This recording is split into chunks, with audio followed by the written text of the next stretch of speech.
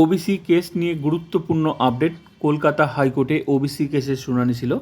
77 সম্প্রদায় যারা বাদ গেছে এই নতুন তালিকা হিসাবে, তারা কেস করেছিল। তো মামলাটা কিন্তু খারিজ করে দিল। সুপ্রিম কোর্টেই সিদ্ধান্ত হবে। তো আমি অর্ডারটা দেখাচ্ছি। এই 77 সম্প্রদায় কোনো কিন্তু সংরক্ষণের সুযোগ পাবে না।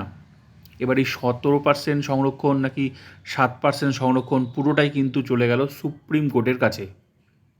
সুপ্রিম কোর্টই কিন্তু সিদ্ধান্ত নেবে।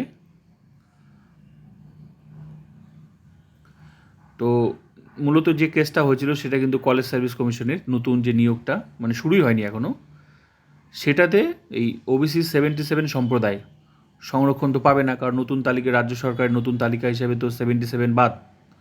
তো তারা যাতে সুযোগ পায়, তো পুরোপুরি মামলাটা খারিজ করে দিয়েছে এবং সুপ্রিম কোর্টের সিদ্ধান্ত হবে।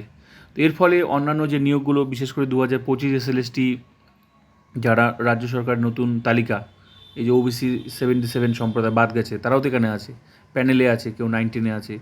তারপর পুলিশের নিয়োগ, এছাড়াও আরও অন্যান্য অনগোয়িং নিয়োগে কিন্তু, তো সেই যে বাদের যে তালিকা 77 প্লাস 17% নিয়েই তো প্যানেল হয়েছে, কেউ ডাক পেয়েছে।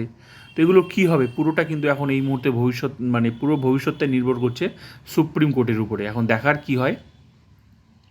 মোট কথা কলকাতা হাইকোর্ট কিন্তু কিছুই শুনলো না, মামলা কিন্তু খারিজ করে দিয়েছে। যা কিছু সিদ্ধান্ত হবে সুপ্রিম কোর্টের সিদ্ধান্ত হবে। এখন দেখার সেখান থেকে কি সিদ্ধান্ত হয়। প্রসেস তো অনেক দূরে। আরেকটা জিনিস বোঝার, যে কলেজ সার্ভিস কমিশনের যে এটা কিন্তু নিয়োগটা শুরু হয়নি, নতুন নিয়োগ। তাই এখানে স্বাভাবিক 77 সুযোগ পাবে না।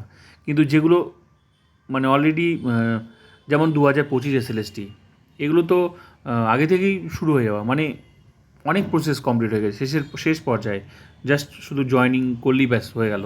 এরকম কী বলে, পুলিশ এছাড়াও অনগোয়িং অনেক নিয়োগ আছে যেগুলো 77 আছে প্লাস 17% নিয়ে। তো এই মুহূর্তে রাজ্য সরকারের যে এই যে 7% সংরক্ষণ, তো এগুলোতে কী হয় এখন যা দাঁড়াচ্ছে পুরোটাই কিন্তু সুপ্রিম কোর্টের উপরই কী হয়। তবুও আমার মনে হচ্ছে কলেজ সার্ভিস কমিশনের যে নিয়োগ, মানে যেটা নিয়ে কেস, এটা তো নিয়োগটা শুরু হয়নি এখনও। তো এখানে এই ব্যাপারটা আলাদা আর অনগোয়িংয়ের ব্যাপারটা আলাদা। তবুও যা দাঁড়ালো যে পুরোটাই কিন্তু সুপ্রিম কোর্টের উপর ডিপেন্ড করছে। তো 17% হচ্ছে নাকি 7% হচ্ছে, পুরোটাই সুপ্রিম কোর্ট সিদ্ধান্ত নেবে। কারণ কিছুদিন আগেও কিন্তু মামলা উঠেছিল, সেটাও কিন্তু বলে দিয়েছে যে সুপ্রিম কোর্ট সিদ্ধান্ত নেবে। তো এবারও ওবিসি 77 সম্প্রদায় যারা এই কলেজ সার্ভিস কমিশনে সুযোগ পাচ্ছে না, সংরক্ষণ সুবিধা পাবে না, বাদ যাতে পায় তার জন্যই কেস করেছিল, পুরো মামলাটা খারিজ করে দিয়েছে। সিদ্ধান্ত হবে সুপ্রিম কোর্টে। এখন দেখার কী সিদ্ধান্ত হয় সুপ্রিম কোর্টে। এটুকুই আপডেট।